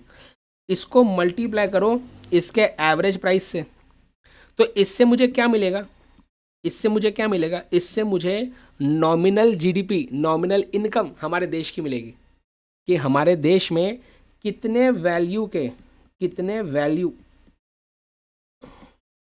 के गुड सर्विसेज बन रहे हैं। अब मैंने आपको नेशनल इनकम चैप्टर में पढ़ाया था, याद करो एक चीज़, है ना, कि इनकम मेथड, एक्सपेंडिचर मेथड, याद है, income method, expenditure method, output method. तो हमारे देश में जितने वैल्यू ऑफ गुड सर्विसेज बनेंगे उतने वैल्यू की लोगों को इनकम रिसीव होगी, ऐसे ही होता है ना। अरे भैया, जितने वैल्यू के गुड सर्विसेज हमारे देश में बनेंगे तो जो लोग इन्वॉल्व होंगे वो गुड सर्विसेज बनाने में, उनको इनकम रिसीव होंगी ना, रेंट, वेजेस, है ना, क्या बताइए आपका, इंटरेस्ट, प्रॉफिट, राइट। तो क्या है, पॉइंट क्या है, जितने वैल्यू ऑफ गुड सर्विसेज हमारे देश में बनेंगे उतनी लोगों को इनकम रिसीव होगी, समझ में आ रहा है। तो ये क्या दर्शा रहा है एक्चुअली, ये P इंटू वाई, ये क्या दर्शा रहा है, ये P इंटू वाई क्या दर्शा रहा है, P इंटू वाई दर्शा रहा है क्या, कम ऑन जल्दी, P इंटू वाई क्या दर्शा रहा है, ये दर्शा रहा है लोगों के इनकम को, हमारे देश में टोटल लोगों की इनकम कितनी है, ऐसा ये दर्शा रहा है P इंटू वाई। अब बोलते हैं कि लोग अपने इनकम का कितना प्रतिशत पैसा हाथ में रखना चाहते हैं खर्चा करने के लिए। बेटा मैं यहाँ पे MPC की बात नहीं कर रहा। MPC क्या होता है, मार्जिनल प्रोपेंसिटी टू कंज्यूम, हमारे इनकम का कितना प्रतिशत हम खर्चा कर देंगे, टोटल कितना खर्चा किया, वो नहीं बोल रहे हम क्या बोल रहे हैं कि हमारे इनकम का कितना प्रतिशत पैसा हम हाथ में रखना चाहेंगे खर्चा करने के लिए, हाथ में रखना चाहेंगे। वो जो परसेंटेज है उसको डिनोट किया है के से, स्मॉल के से। तो कैम्ब्रिज अप्रोच वालों ने बोला कि money demand is what, it is K into P into Y. What is P into Y, income. What is P into Y, ये हमारे देश की टोटल इनकम है। लोग अपने इनकम का कितना प्रतिशत हाथ में रखना चाहेंगे खर्चा करने के लिए, राइट। तो फॉर एग्जाम्पल देश की इनकम है समझो 100 करोड़ और लोग अपने हाथ में 20% रखना चाहते हैं खर्चा करने के लिए, तो क्या हो जाएगा 20% इंटू 100 करोड़, तो 20 करोड़ का हो जाएगा मनी डिमांड, ऐसा। तो आपको बस ये फॉर्मूला याद रखना है, सिंपल बात है, आपको बस ये फॉर्मूला याद रखना है। Am I clear, come on जल्दी।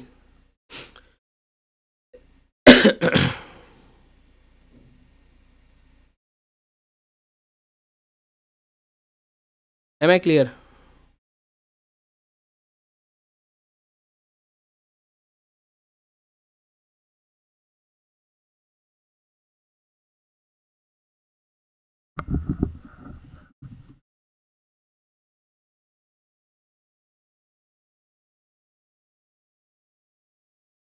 चलिए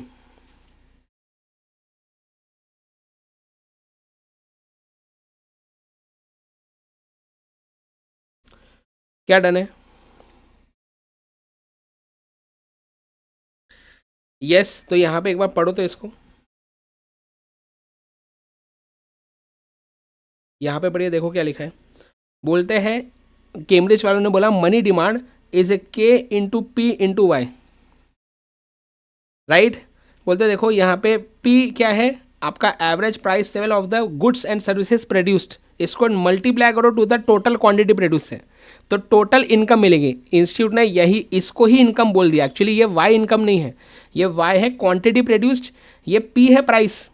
तो इसको मल्टीप्लाई करने से लोगों की इनकम आएगी, इसको मल्टीप्लाई करना है के से, तो आपको क्या मिलेगा, मनी डिमांड। किसके हिसाब से, कैम्ब्रिज भाई साहब के हिसाब से, ऐसा, ठीक है ना। तो ध्यान दीजिए यहाँ पे ये जो के है ना, के, इसको कैम्ब्रिज के बोलते हैं। क्या बोलते हैं, कैम्ब्रिज के, क्योंकि कैम्ब्रिज वालों ने दिया ना, तो इसको कैम्ब्रिज के भी बोलते हैं।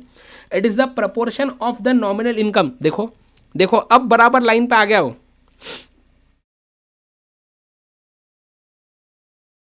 है ना, प्लीज ध्यान दीजिए। अब क्या है बताओ, अब जो है ना बेटा, अब वो लाइन पे आ गया, राइट, इधर आइए, अब वो यहाँ पे लाइन पे आ गया। अब वो बराबर बोल रहा है पी इंटू वाई है एक्चुअली नॉमिनल इनकम। ढोकले, तो पहले तूने वाई को क्यों बोला, ये है है ना, तो यहाँ पे बराबर पी इंटू वाई को बोल रहा ना, ये इनकम है, हाँ। तो बोलते हैं आप अपने इनकम का कितना प्रपोर्शन हाथ में रखना चाहते हैं कैश फॉर्म में, यही तो बताएगा मनी डिमांड, है ना। तो इनकम को के से मल्टीप्लाई करो, के क्या होगा, के परसेंटेज में होगा, ठीक है ना। तो इससे क्या आ जाएगा, के, कैम्ब्रिज के, है ना। तो कैम्ब्रिज के को मल्टीप्लाई करो पी इंटू वाई से, तो मनी डिमांड आएगा। ऐसा किसने बोला भाई, ऐसा बोला हमारे कैम्ब्रिज भाई साहब ने। एम आई क्लियर, बताइए, कमॉन। तो बोलते हैं above equation explains that money demand equals K proportion of the total money income.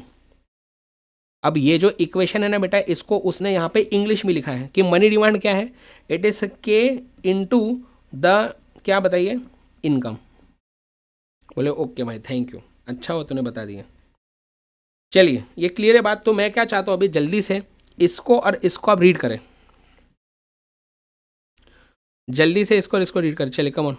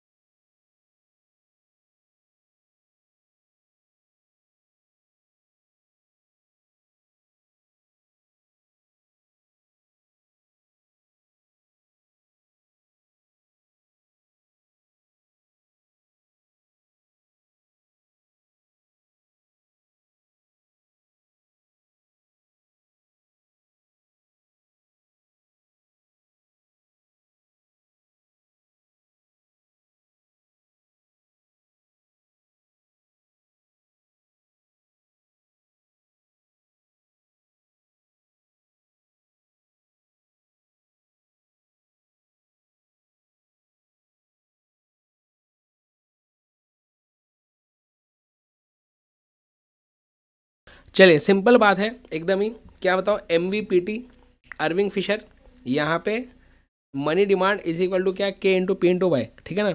अच्छा, अरविंग फिशर का एक्सपांडेड फॉर्म क्या है, M V plus M dash V dash is equal to क्या बताओ, पी टी। खत्म हो गया, चलो आगे बढ़े, नेक्स्ट, है ना। अब एक बात समझना बेटा, अगर आप इसमें और अंदर डुबकी लगाने जाएंगे तो दिमाग में जो खिचड़ी बनेगी ना, वो फिर कोई संभाल नहीं पाएगा, ठीक है ना, कोई भी संभाल नहीं पाएगा उस चीज़ को। समझ में आई बात में क्या बोल रहा हूँ, है ना, कोई उसको संभाल नहीं पाएगा, राइट। तो कृपया करके जो यहाँ पे बता रहा हूँ उतना ही आप फॉलो करो, इसको रिवाइज करो, ये मोर देन इनफ है, ठीक है। चले वापस आइए, नेक्स्ट देखेंगे हमारा Keynesian theory. Yes guys come on, okay. तो कीन्स भाई साहब ने क्या बोला है, चलिए, कीन्स भाई साहब ने मुझे बताइए जल्दी से कि कीन्स भाई साहब ने क्या बोला, come on.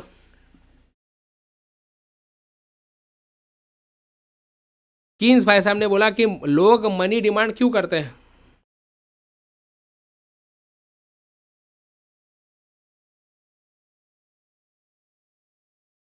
Yes come on.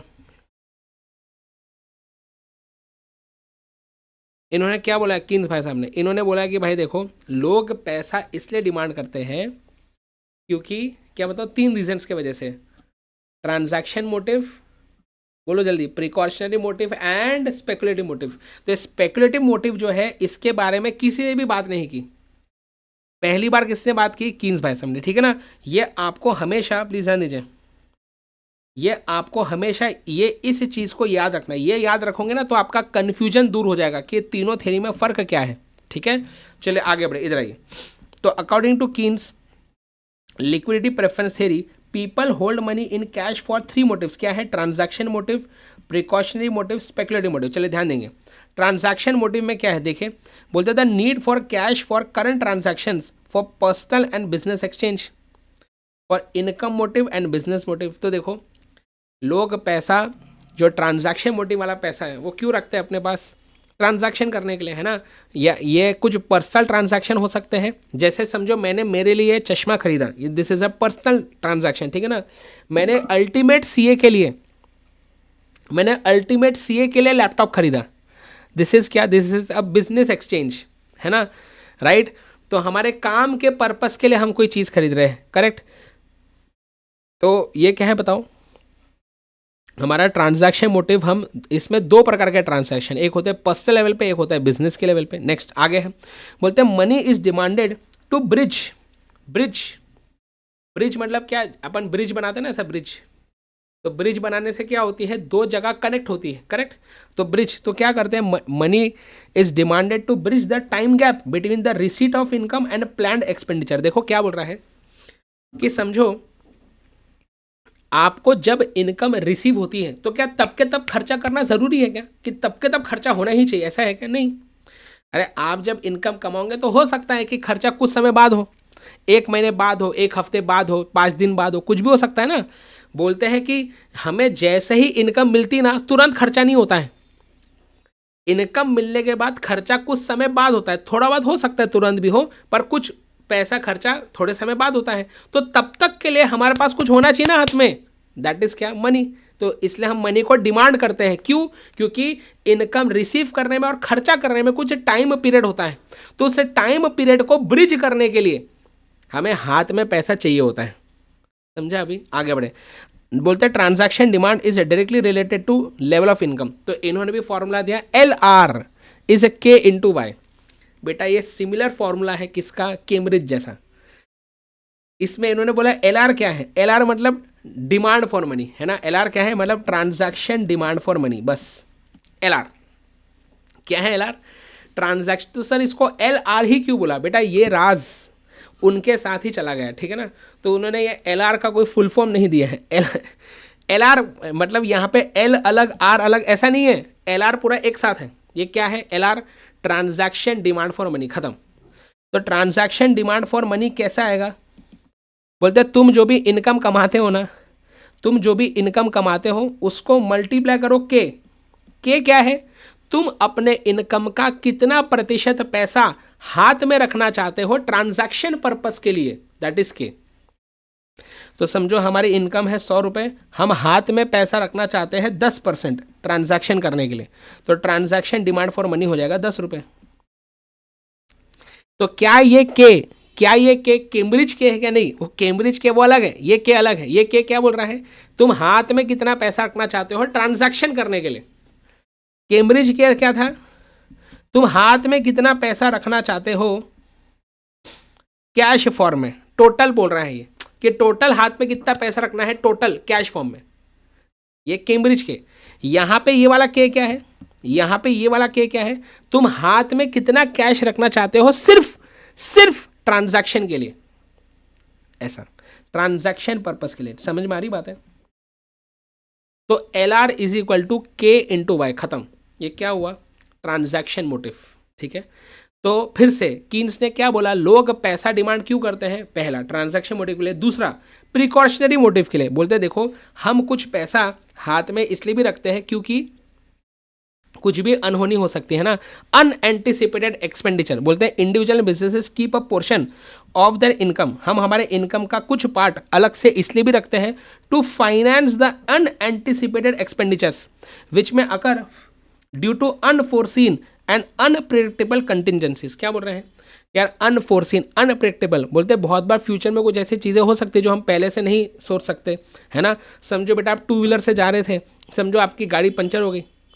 अब आपने सोचा था गाड़ी पंक्चर होंगी, तो अगर आपके पास जेब में 50-100 रुपये होंगे तो आप तुरंत वो पंचर को ठीक करा के आगे बढ़ोगे। तो बोलते हैं ऐसे लाइफ में कुछ भी कभी भी ऐसे अनफोर्सिन अनप्रेडिक्टेबल चीज़ें हो सकती है जिसमें हमें पैसा खर्चा करना पड़ सकता है, तो उस चीज़ के लिए भी थोड़ा सा एक्स्ट्रा पैसा हमारे हाथ में होना चाहिए। बोलते हैं Keynes regarded precautionary balances as, सुनना भी कुछ बढ़िया चीज़ है, income elastic and interest inelastic. आई आई बोलते देखो, सोचो, सोच के देखो, एक है बेटा अमीर व्यक्ति मिस्टर एक्स, और एक है गरीब व्यक्ति, है ना।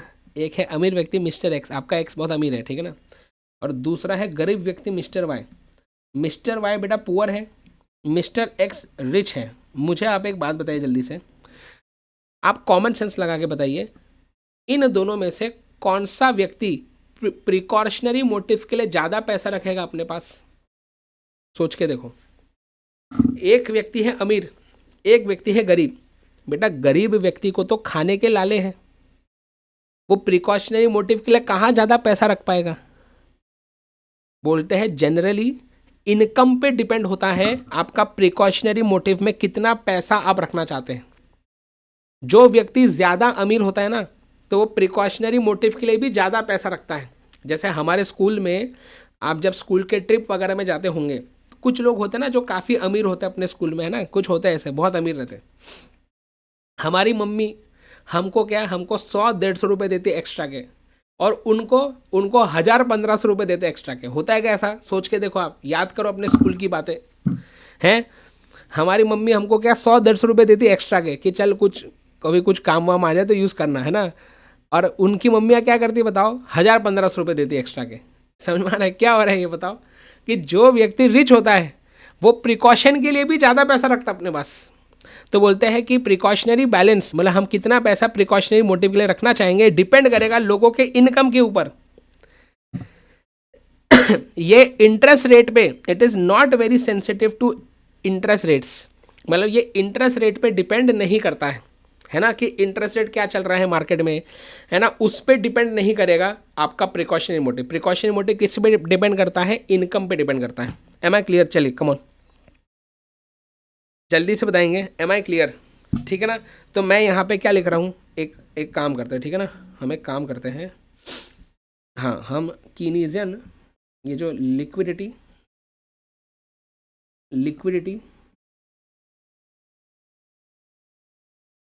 रेफरेंस थ्योरी, क्या बोला कीन्स भाई साहब ने?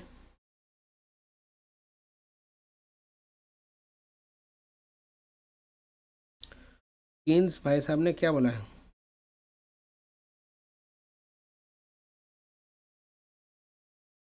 कि टोटल मनी डिमांड,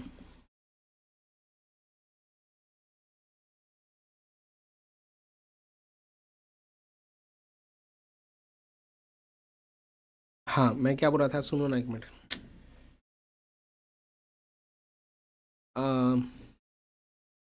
हाँ, transaction demand for money,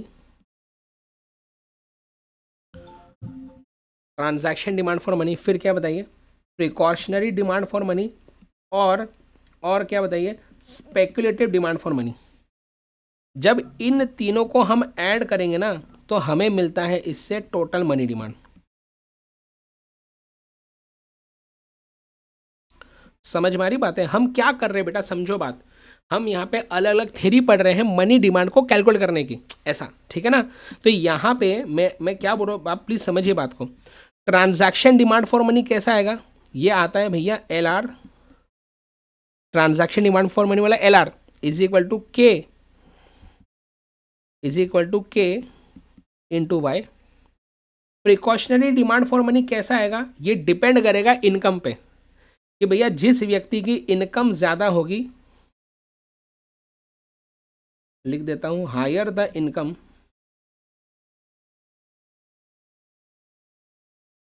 higher the precautionary, मतलब जो पैसा हम प्रिकॉशन के लिए रखते हैं अलग से, वो उतना ज़्यादा रहेगा। क्या समझ में आ रहा? तो इसका कोई फॉर्मूला नहीं दिया, जैसे जैसे कीन्स ने इसका फॉर्मूला दिया ना, इसका कोई फॉर्मूला नहीं दिया अलग से। आप समझिए क्या बात, क्या हो रहा, कम ऑन गाइस, यस मुझे जल्दी बताइए कि आपको ये बात समझ में आई। इसको नोट करो, 1-2 मिनट का ब्रेक लेंगे, छोटा सा, छोटा सा 2-3 मिनट का, चलो 2-3 मिनट का एक ब्रेक लेते हैं और फिर कंटिन्यू करते हैं। मुझे थोड़ा सा इसके बारे में बताना है, फिर क्लास एंड करेंगे, ठीक है ना। टेक अ स्मॉल ब्रेक, तब तक आप इसको ये डायग्राम भी एक बना लो और चिपका दो अपने बुक में, ठीक है ना। चलिए 1-2 मिनट का ब्रेक लीजिए, ठीक है, चलिए।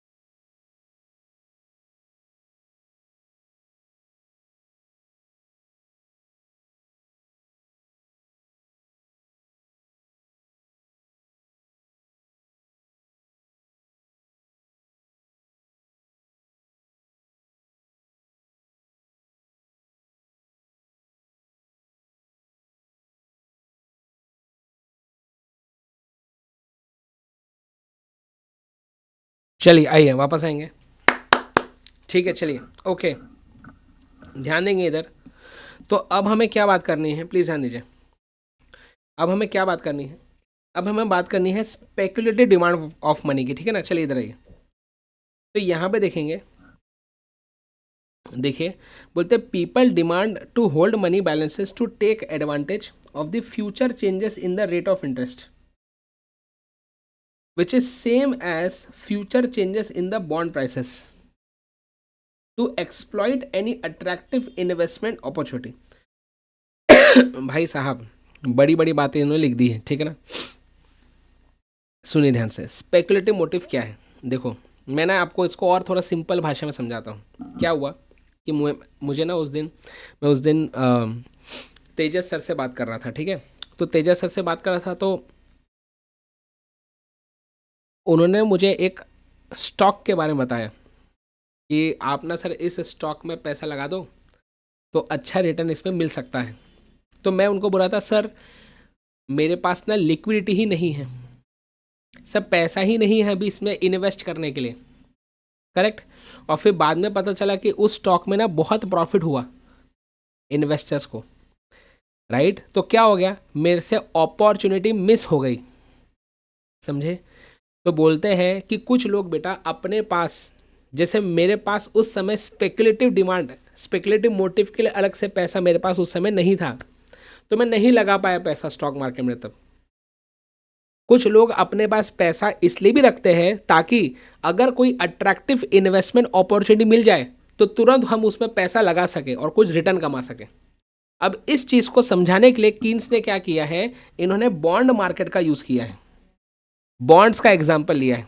इन्होंने बोला है कि लोग पैसा इसलिए लेते हैं to take advantage of the future changes in the rate of interest rate and the changes in the क्या बताए बॉन्ड प्राइसेस। अब सुनिए ध्यान से, इनका ऐसा बोलना है कि देखो the market value of bond is what is inversely related to the market rate of interest, ठीक है ना।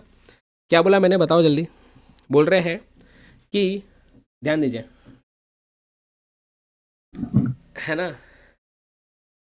हाँ क्या बोला मैंने, market value of bond is what is inversely related to the market rate of interest. अब इसका मतलब क्या है, आइए आइए मैं आपको इसका एग्जांपल देता हूँ, ठीक है ना। ठीक है, अब ध्यान दीजिए। तो बेटा एक कंपनी है, एक कंपनी है, ठीक है ना। एक कंपनी है जिसका चलो नाम लेता हूँ एमवी फूड्स लिमिटेड। तो एमवी फूड्स लिमिटेड एक कंपनी बेटा, इसका बॉन्ड प्राइस है ना, तो ये एक बॉन्ड इशू करता है, इसका बॉन्ड प्राइस है समझो 500 रुपये, ठीक है ना। और ये क्या करता है बताइए, ये क्या करता है, ये जो है, ये जो इंटरेस्ट प्रोवाइड कर रहा है बेटा वो है समझो 10%, ठीक है ना। तो एक कंपनी है एमवी फूड्स, है ना, इसका बॉन्ड प्राइस कितने का है, 500 रुपये का इसका बॉन्ड है। बॉन्ड इशू कर रहा है लोगों को कि बॉन्ड खरीदो हमको पैसा दो। कंपनी बेटा जब बॉन्ड इशू करती है ये एक प्रकार का लोन के जैसा होता है, मतलब कंपनी लोन ले रही है लोगों से बॉन्ड इशू करके, है ना। जैसे डिबेंचर्स होते हैं वैसे बॉन्ड्स होते हैं, ठीक है। तो एमवी फूड्स लिमिटेड इसका बॉन्ड है कितना, 500 रुपये का। इंटरेस्ट रेट क्या है बताओ, 10%। समझ में आ रही बात है, इंटरेस्ट रेट क्या है बताओ, 10%, ठीक है। मतलब कि बेटा हमारी कमाई कितनी हो रही है, मतलब अगर जो भी व्यक्ति हमारे कंपनी के बॉन्ड खरीदेगा उसकी हर साल कमाई कितनी होंगी, उसकी हर साल बेटा कमाई होगी। इंटरेस्ट का अमाउंट अगर मैं निकालूँ कैसा आएगा, 500 का 10% दैट इज़ 50 रुपये। क्या ऐसे ही होगा, मुझे बताइए, क्या ऐसे ही होगा, क्या मुझे बताइए, कौन जल्दी, क्या ऐसे ही होगा क्या, यस करेक्ट है बात, राइट। पर अब क्या होता है, ये तो इंटरेस्ट रेट क्या है बेटा, जो मैं प्रोवाइड कर रहा हूँ मेरे बॉन्ड पे, ठीक है। अब होता क्या है कि समझो मार्केट का जो इंटरेस्ट रेट है ना, मार्केट रेट ऑफ इंटरेस्ट, मतलब मेरे जैसे जो बाकी बॉन्ड्स हैं मार्केट में, मेरे जैसी जो बाकी कंपनीज है ना वो जो बॉन्ड्स इशू करती है, तो एवरेज में मार्केट में क्या रेट चल रहा है, समझो बेटा मार्केट में रेट चल रहा है 20% का। ओ हो, चलो 15 लेता हूँ, चलो थोड़ा सा उन्हें तो नंबर्स मैं मिक्स हो जाएंगे, 15% का, ठीक है। अब प्रॉब्लम क्या हो रहा है, हम हमारे बॉन्ड पे इंटरेस्ट कितना दे रहे, 10%, पर हमारे जैसी जो बाकी कंपनीज हैं वो उनके बॉन्ड पे कितना इंटरेस्ट दे रहे हैं, 15%। इससे क्या होगा आप सोच के देखो। समझो बेटा, मैं गया मार्केट में, मैंने बोला भाई मेरे कंपनी का बॉन्ड ले लो, बॉन्ड ले लो, बॉन्ड ले लो, मैं 10% इंटरेस्ट दूंगा, ऐसा मैं बोल रहा हूँ। बाकी लोग क्या बोलेंगे, ढोकले छोले भटूरे, तेरे जैसी जो बाकी कंपनी है वो तो मार्केट में 15% दे रही है, तो हम फिर तेरा बॉन्ड क्यों खरीदे। समझ में आ रहा है, हम फिर तेरा बॉन्ड क्यों खरीदे। तो अब मुझे क्या करना पड़ेगा, अब मुझे क्या करना पड़ेगा, अब बेटा मुझे मेरे ये बॉन्ड प्राइस में कुछ तो भी चेंजेस करने पड़ेंगे, वरना कोई मेरे कंपनी का बॉन्ड लेगा ही क्यों। बोले जब मार्केट रेट ऑफ इंटरेस्ट जब ज़्यादा है ना, जब मार्केट रेट ऑफ इंटरेस्ट ज़्यादा है तो कोई भी लोग हमारे कंपनी के बॉन्ड तो खरीदेंगे ही नहीं। तो मुझे क्या करना पड़ेगा, मुझे मेरे बॉन्ड प्राइस को कम करना पड़ेगा। मैं बोलूँगा भाई देखो, मैं बोलूँगा भाई देखो, हम आपको जो है ना 15% का इंटरेस्ट रिसीव होना चाहिए। 15% का इंटरेस्ट मतलब कितना हुआ, बोले 500 का 15% कितना होता है, 75 रुपये। समझो मैं क्या बोलना चाह रहा हूँ, 500 का 15% कितना होता है, 75 रुपये, करेक्ट। 500 का 15% कितना होता है बताओ, 75 रुपये, करेक्ट। सुनो मैं कुछ बोल रहा हूँ, मैं अभी तक क्या कर रहा था, मैं 500 रुपये का बॉन्ड दे रहा था, फेस वैल्यू 500 रुपये, 10% का इंटरेस्ट, तो 50 रुपये का इंटरेस्ट लोगों को मिल रहा था, करेक्ट। अब मैं गया, समझो एग्जाम्पल, मैं गया अभिनव के पास, अभिनव ने बोला सर देखो आपके कंपनी का बॉन्ड मैं क्यों खरीदूं जब मार्केट में ही 15% का रेट चल रहा है। सर अगर मैं मार्केट में आपके जैसे कंपनी के कोई बॉन्ड 500 रुपये का खरीदूंगा ना, तो मेरी कमाई तो 75 रुपये की होंगी। मेरी कमाई कितनी हुई, 75 की। एक काम करो सर, आप जो है ना अपने बॉन्ड में मुझे डिस्काउंट दो।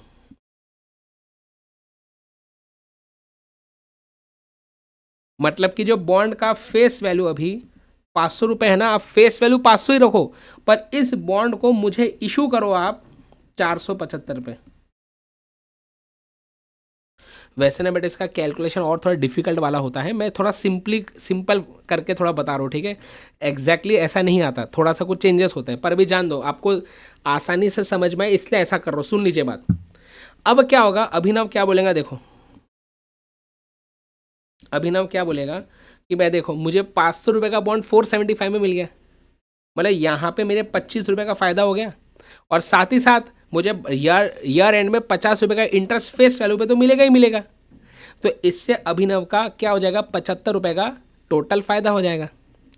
मतलब कि आप इस बात को समझो, अगर मार्केट रेट ऑफ इंटरेस्ट बेटा बढ़ता है तो हमें हमारे कंपनी के बॉन्ड, अगर हमारे मार्केट का रेट ऑफ इंटरेस्ट ज़्यादा है ना बड़ा, या हमारे मार्केट रेट ऑफ इंटरेस्ट हमारे रेट ऑफ इंटरेस्ट से ज़्यादा है, तो क्या करना पड़ेगा, हमें हमारे बॉन्ड प्राइस, हमारे बॉन्ड की जो प्राइस चल रही है अभी मार्केट में, इसको कम करनी पड़ेगी, तब जाके ही लोग हमारा बॉन्ड खरीदेंगे।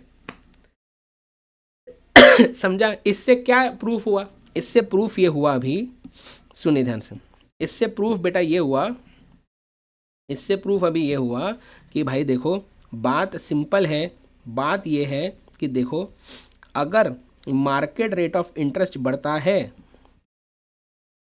Market rate of interest on bond अगर बढ़ता है तो क्या होगा, तो हमको हमारी जो बॉन्ड की प्राइस है वो कम करनी पड़ेगी, तब जाके ही लोग हमसे बॉन्ड खरीदेंगे। आपको समझ में आ रहा है, तब जाके ही लोग हमसे बॉन्ड खरीदेंगे, ऐसा इसलिए बोल रहे हैं कि market rate of interest is inversely related to the bond prices या मार्केट वैल्यू ऑफ बॉन्ड। क्या आपको बात समझ में आई। ये सेम चीज़ उल्टी भी हो सकती है, ये सेम चीज़ क्या बताइए, उल्टी भी हो सकती है। राइट ये जो सेम चीज़ है ना, ये पूरी सेम चीज़ उल्टी भी हो सकती है। कैसे सर, उल्टी कैसे होगी,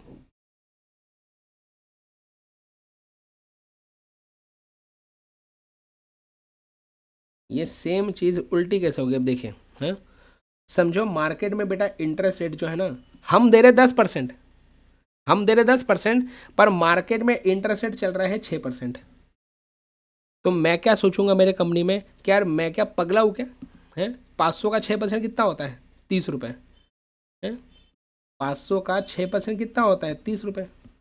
बोलते हैं कि हमारे जैसी जो बाकी कंपनीज हैं वो तो मार्केट में 6% का इंटरेस्ट दे रही है, करेक्ट, और मैं यहाँ पे 10% दे रहा हूँ, करेक्ट। तो मैं सोचूंगा ऐसा, कंपनी ऐसा सोचेंगी, यार मैं ऐसा क्यों करूँ, एक काम करता हूँ ना, मैं मेरे इशू प्राइस को बढ़ा देता हूँ।